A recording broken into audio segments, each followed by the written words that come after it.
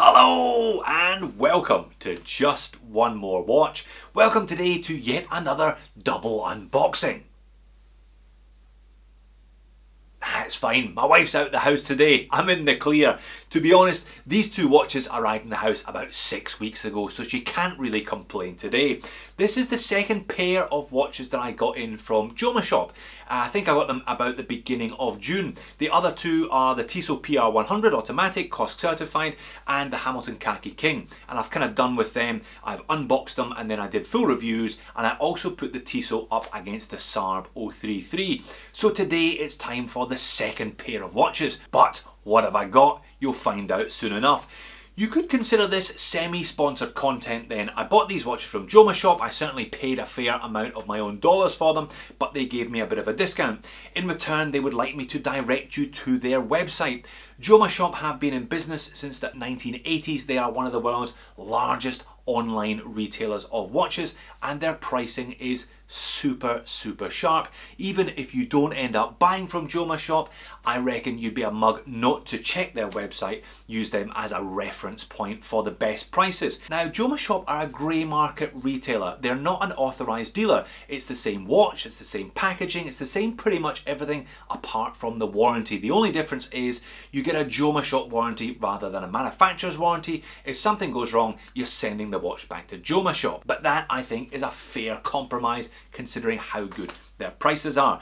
So what's in the boxes today then, Jody? Well, I've got another Tissot and I've got a Seiko. It's the Seiko Flightmaster, a watch that was pretty much everywhere on YouTube a couple of years ago, so I studiously ignored it, and I promise I won't be referring to it as the Flighty today. This one currently on JOMASHOP for $219 US. I thought it would be an interesting departure from the kind of staple Seiko divers at or around this price. Talking of divers, I'm also going to unbox and peel off the stickers of a Tissot Seastar automatic. This one currently $469 US, but you will find a $20 discount code in the description of the video, getting you 20 bucks off that one, taking it to an altogether more appealing $450 US for a Swiss-made dive watch with 300 meters of water resistance and that Powermatic 80 Swiss-made automatic movement in the back of it. Well, I don't know about you, but I'm ready to peel off some stickers. I must admit, I really do enjoy this double unboxing format. I think I did my first one of these just before Christmas, and I've done every kind of unboxing in this double trouble since. Twice the fun for both of us. I think I'm going to start with the Tissot, and I'll come back to the Flightmaster in a few minutes. I thought it was only fair if I was getting into JOMASHOP, getting into some of the bottom end. Now when I say bottom end of the Swatch Group ladder, it's only because it is a particularly long ladder with many rungs. If I was going to have a look at some of their affordable options from Hamilton and from Tissot, then one of these Seastar divers, again with that venerable Powermatic 80 movement, would be a good place to go. You've seen these boxes before, fantastic quantity and quality of packaging. They've got the little books in the back, a couple of little cheeky hidden compartments here with warranty card information and eventually where you store the spare links. Let's have a look at this one. I went for the bright blue dial. Now, when I said blue, I really did mean blue. Look at that. I presume that's an aluminium insert and a full blue sunburst dial. Let's peel off some stickers and see it in all its glory. Wow, that's blue and no mistake. The slightly disappointing news is the Tissot bean counters have done it again. They've put a nasty press clasp on a $450 watch. Now that's a $450 JOMASHOP watch. The RRP on these will no doubt be pushing towards $1,000. Still a few more stickers to go though. And the very satisfying one on the case back, revealing that Powermatic 80 movement. And there it is, looking good. Well, looking at the tag, I owe Tissot two half apologies. RRP $725, which isn't as bad as I had anticipated, and it is a ceramic bezel insert, so all stainless steel construction, ceramic bezel insert, the rotor there designating that it's an auto, and 30 bar, 300 meters of water resistance. That's the model, series number, etc, etc. So I'm back, the watch's size, the time and date are set. You notice that watch reviewers permanently live at 10 past 10. Now, it's quite a big one, 43mm in diameter, but that ETA 2824 base movement means it's only 13mm thick, roughly 49 lug to lug. Measures at 21 on the lug width though, so another bit of a sneaky one there by Tissot. I've measured it a couple of times and it comes in at 21. I will, for the full review, I'll obviously get this bracelet off and see if I can fit a strap. But 21 is another little minor inconvenience. Reminds me of the Orient Bambino and my Omega Seamaster Aquaterra, which have these slightly odd sized lug widths. Sized up for my 7-inch wrist, 170 grams. So a chunky, big Swiss-made diver, this one. Still looks like it's got a lot to recommend it on paper anyway. Sapphire, ceramic, and that Kraken movement in the back of it. And obviously what I think is a great brand name on the dial as well. Quick wrist shot before I move on to the Seiko. If you like them in blue, this one is for you. Look at that, plenty going on there. You can see that Tissot design language, the multiple surface finishes, bit of brush, bit of polish there. A bit more glitz and glamour to this one than some other more tooly divers. It's certainly on the dressier side, but wears quite well. Not a big lug to lug considering it's a good sized dive watch. Let's see how this one gets on in the full review. I'll be looking forward to getting some good photos of this dial, especially in some sunshine. On to watch number 2, the Seiko Flightmaster, model number SNA411. Now, as much as it pains me to say this, I'm gonna have to look at the instruction manual, certainly for the full review anyway of this one. Quartz chronograph that does a bunch of stuff. It looks like a full box, it's kind of bulging at the seams here. I'm quite excited to pop the lid and see this Flightmaster, and there it is. Yeah, a watch that does a bunch of stuff.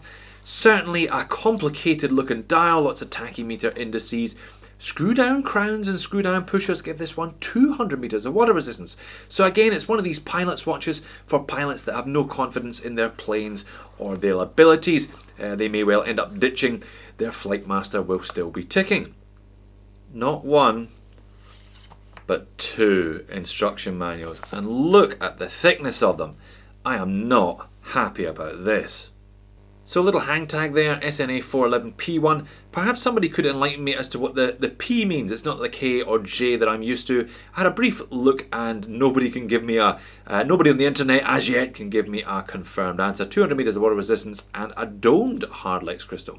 Looking forward to seeing that one on wrist. But the watch looks great.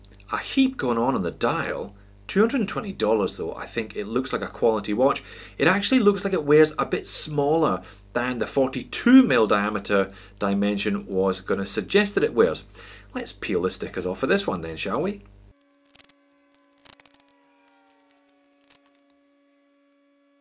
I think I might leave that little P on the back of the case just for fun. Okay, back, time and date set. So 42mm in diameter, 13.5mm thick, but super compact, 44mm lug tip to lug tip.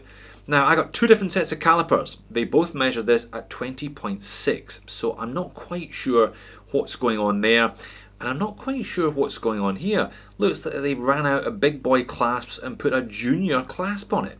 It's smaller than the width of the bracelet. Looks like this Flightmaster has got a couple of quirks, shall we say. Very easy to set the time and date. Let's have a go at the chrono. I'm not really all that familiar with screw down pushers. I haven't encountered too many kind of divers chronos or chronos with that capability anyway. Let's see how we go. Yeah, look, it is a quartz movement, but there's a nice smooth sweep there. I'm not sure how many ticks per second. I'll obviously fill you in with more info once I've read those grossly large instruction manuals. 1 push to stop, and it's a flyback chrono. Oh, very nice indeed. There's an alarm built in here also.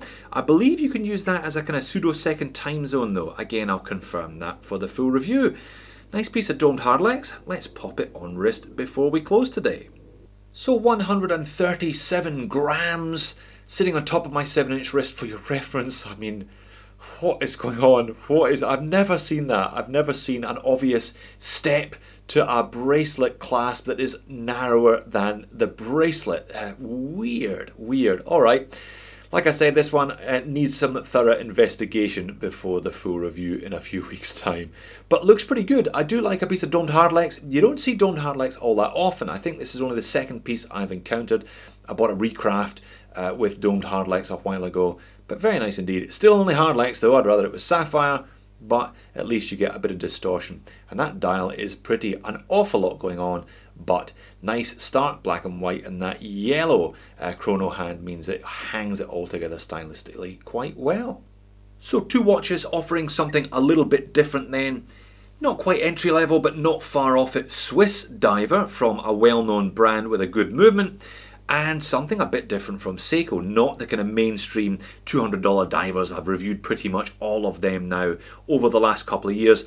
Obviously, I'm going to have to put a bit of work into this review, but I think it's going to be worth it. Certainly, look like there's a couple of quirks on each of these. You know, quirky sometimes good, quirky can sometimes be annoying. Let's see how it pans out for the full reviews. Don't forget to check the links in the description for the best JOMASHOP prices on these ones.